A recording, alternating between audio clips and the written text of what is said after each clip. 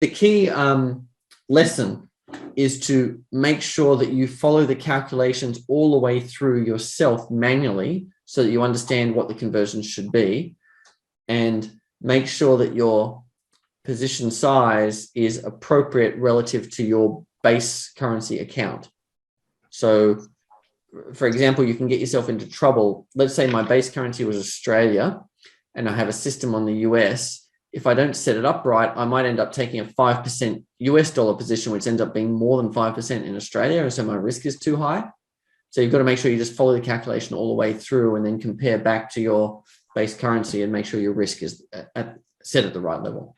So if you do the currency conversion the wrong way, for instance, or you can end up with too much risk, which some people have done in the past.